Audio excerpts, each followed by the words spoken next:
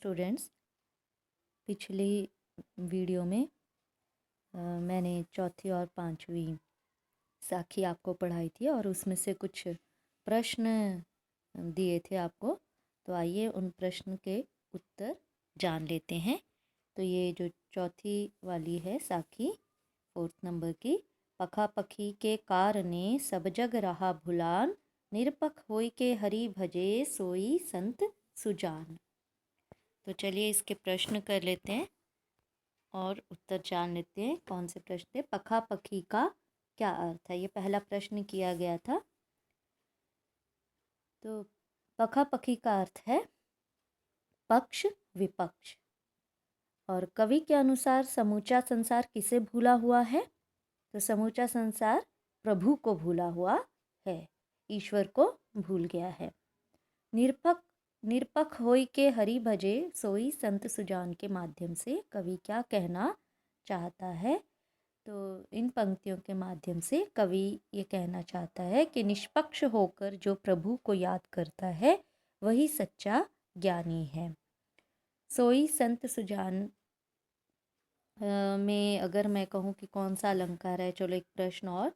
सोई संत सुजान, सोई संत सुजान, तो देखिए स आ रहा है ना, तो इसमें अनुप्रास अलंकार है। तो स की आवृत्ति होने के कारण अनुप्रास अलंकार। सुजान का शाब्दिक अर्थ क्या है? तो सुजान का शाब्दिक अर्थ होता है यहाँ पर ज्ञानी है, वैसे चतुर या ज्ञानी। तो यहाँ हमने ज्ञानी पढ़ा हुआ है। जो हमारा पांचवी साखी थी तो वो थी कुछ, हिंदू मुआ राम कही मुसलमान खुदाई, कहे कबीर सो जीवता जो दुहु के निकटी ना जाई। तो इसमें से पूछे गए प्रश्न थे। काव्यांश में मुआ का क्या अर्थ है? तो मुआ का अर्थ होता है मरना या मौत या मरा हुआ। हिंदू किसकी भक्ति करते हैं? तो कबीर के अनुसार हिंदू राम राम की रट लगाए रहते हैं। और तीसरा प्रश्न था काव्यांश के माध्यम से कवि क्या कहना चाहता है? तो काव्यांश के माध्यम से कवि हिंदू मुसलमान के बीच का भेदभाव मिटाना चाहता है। कहे कबीर में कौन सा अलंकार है? देखिए फिर से आया ना, वहाँ पे सवर्ण की आवृत्ति से था, तो यहाँ क वर्ण की आवृत्ति के कारण अनुप्रास अलंकार है। कबीर किसे जीवित मानते हैं? तो कबीर के अनुसार कौन जीवित है? जो धार्मिक भेदभाव से ऊपर उठकर सच्चे मन से प्रभु को याद करता है या प्रभु का स्मरण करते हैं, वही जीवित कहलाने योग्य हैं। तो ये थे इन प्रश्नों के उत्तर। इसी के साथ हम अपनी अगली साखी की ओर बढ़ते हैं, 6ठे नंबर की। तो यहाँ ध्यान देंगे, काबा फिरी काशी भया राम ही भया रही। ध्यान देंगे शब्दों पर। काबा फिरी काशी भया राम ही भया रही, मोट चून मैदा भया बैठी कबीरा जी। तो देखिए मैंने यहाँ पे पहले से ही रेखांकित कर रखे हैं शब्द। देखिए काबा, काशी, भया, मोट, चून, भया, जीम। तो इनका क्या अर्थ है? तो इनके अर्थ जो है वो इस प्रकार से है। काशी मतलब काशी, काशी है ना, काशी जो हिंदुओं का तीर्थ स्थल है काशी। और भया यानी कि हो गया, भया हो गया। मोट मोटा है ना, चून मतलब आटा, तो मोट चून मोटा आटा। मैदा आटे का महीन रूप है ना, मैदा कुछ अलग से तो नहीं है, आटे को और बारीक कर दिया जाता है, वो मैदा कहलाता है। जीम यानी खाना या भोजन करना। ठीक है, तो ये थे आपके कुछ शब्दार्थ।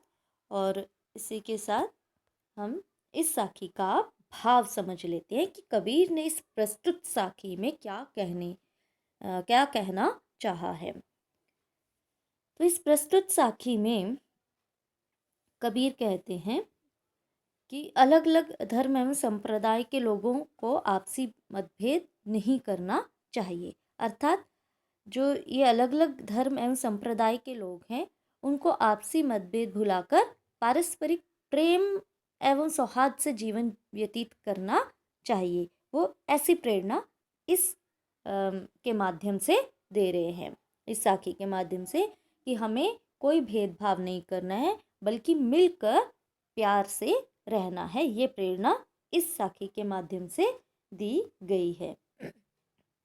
तो काबा फिरी काशी भया, राम ही भया रही, मोट चून मैदा भया, बैठी कबीरा जीम। तो इसका भाव ये है कि हिंदू और मुसलमान दोनों की सत्ता एक ही है। कहने का तात्पर्य है कि इनको अलग अलग मानना हमारे मिथ्या ज्ञान की ही निशानी मानी जाएगी। संत कबीर काबा और काशी में कोई अंतर नहीं मानते। ठीक है, काबा फिरी काशी भया, राम ही भया रहीम। तो संत कबीर काबा और काशी में कोई अंतर नहीं मानते हैं। दोनों ही स्थानों पर एक ही ईश्वर का निवास है जो घट घटवासी हैं। जिस प्रकार गेहूं को पीसकर मोटा चून बनाया जाता है, ये है ना, मोट चून मैदा भया, बैठी कबीरा जीम। जिस प्रकार गेहूं को पीसकर मोटा चून यानी आटा बनाया जाता है और उसे अधिक बारीक पीस दिया जाए तो वही मैदा बन जाता है। वही मोटा आटा और वही मैदा होता है। तो चीज़ तो एक ही है, गेहूं को ही पीस कर बनाए नहीं दोनों चीज़ें, आटा भी और मैदा भी। तो आखिर वह है तो आटा ही। ठीक उसी प्रकार कबीर कहते हैं कि परमात्मा को चाहे राम के नाम से पुकारो या अल्लाह के नाम से पुकारो, इन बातों से कोई फर्क नहीं पड़ता, है तो ईश्वर ही। तो वो कह रहे हैं कि इस तरह से करने से मोट चून मैदा भया, बैठी कबीरा जी, मतलब हम काबा फिरी काशी, मतलब हम काबा जो है इन दोनों में हम काशी में कोई भेदभाव ना करें। राम रहीम एक ही है, इन दोनों में कोई फर्क नहीं है। जिस प्रकार से एक ही आटे को यदि मोटा पीस जाए, एक ही गेहूं को मोटा पीस दें तो वो आटा, और थोड़ा सा और उसको और महीन पीस दें तो वो मैदा, लेकिन चीज़ एक ही है। तो वो कह रहे हैं तब वो और आसानी हो जाती है। तो यानी कि सांप्रदायिक भेदभाव को यदि हम मिटा दें तो इनमें कोई फर्क नहीं रह जाता, सब एक समान है, ईश्वर एक ही है। ठीक है, तो कबीर जी ने हिंदू मुसलमान के भेदभाव को दूर करने की प्रेरणा इस साखी के माध्यम से हमें दी है। वो कहते हैं कि दोनों एक ही हैं, केवल नाम अलग अलग हैं, है ना। तो इस साखी में से जो प्रश्न बनते हैं वो इस प्रकार से, कवि के अनुसार काबा कब काशी हो जाता है, और राम ही भया रहीम का क्या आशय है, और तीसरा प्रश्न है इन पंक्तियों के माध्यम से कवि ने क्या संदेश दिया है, चौथा है काबा क्या है, पांचवा काव्यांश में मैदा किसका प्रतीक है ना। तो ये प्रश्न कुछ है, इस पे आप सोच विचार करेंगे। तब तक हम अगली साखी पढ़ते हैं, और अगली साखी ध्यान देंगे। ऊंचे कुल का जन्मिया जे करनी ऊंच न हुई, सुबरन कलश सुरा भरा साधु निंदा सोई। तो पढ़ते वैसे समझ में आ रही होगी। तो यहाँ जो ये शब्द हैं कुल, जे, करनी, सुबरन, कलश, सुरा, भरा और सोई, इन शब्दों के अर्थ को हम जान लेते हैं पहले, ताकि समझना आसान हो जाएगा। तो पहला यहाँ पर है कुल। तो कुल तो आप जानते हैं, कुल यानी वंश या जाति को हम कहते हैं कुल, है ना। कौन से कुल में जन्म लिया है तो कौन से वंश के हो, कौन से जाति के हो। और दूसरा है जे, जे आया वहाँ पे शब्द, जे मतलब जिसकी। करनी मतलब काम या कर्म। सुबरन स्वर्ण या सोना। कलश कलश या घड़ा। सुरा मदिरा शराब। तो ये थे इसके शब्दार्थ। और सोय एक शब्द आया है, सोई, सोए, उसका। ठीक है, तो ये रहे शब्दार्थ। अब इसको समझना और आसान हो जाएगा। ऊंचे कुल का जन्मिया जे करनी ऊंच न होई, ऊंचे कुल का जन्मिया जे करनी ऊंच न होई, सुबरन कलश सुरा भरा साधु निंदा सोई। तो इस प्रस्तुत साखी के माध्यम से कवि कबीर कहते हैं कि अच्छे और नेक कर्म करने चाहिए, क्योंकि जो व्यक्ति है कि ऊंचे कुल में जन्म लेने से कुछ नहीं होता यदि उसके जो कर्म है वो ऊंचे नहीं है। तो कहने का तात्पर्य व्यक्ति अपने अच्छे कर्मों से सम्मान पाता है, उसकी जाति या कुल नहीं देखे जाते। तो ऊंचे कुल में जन्म लेने से कोई फर्क नहीं पड़ता, कर्म अच्छे होने चाहिए। वह अपने महान कार्यों से ही महान बनता है। ऊंचे कुल में जन्म लेकर भी नीच काम करने वाले को कबीरदास जी ने निंदनीय माना है, और जिसके उच्च और महान कार्य होते हैं वही ऊंचा कहलाने का अधिकारी है। तो यह आपकी पहली पंक्ति का भाव।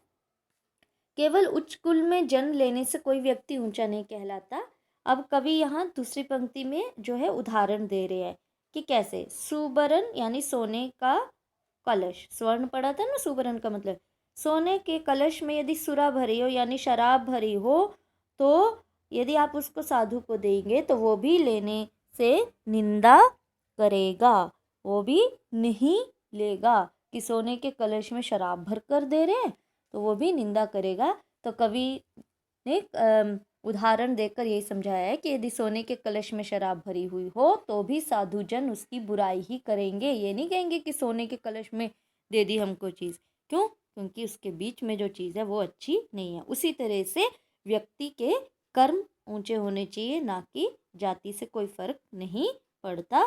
तो सोने के कलश में यदि शराब भरी हो तो साधु भी उसके लेने से निंदा करेगा। तो चलिए प्रश्न उत्तर कर लेते हैं इसके। प्रश्न उत्तर तो आप चिंतन मनन करेंगे।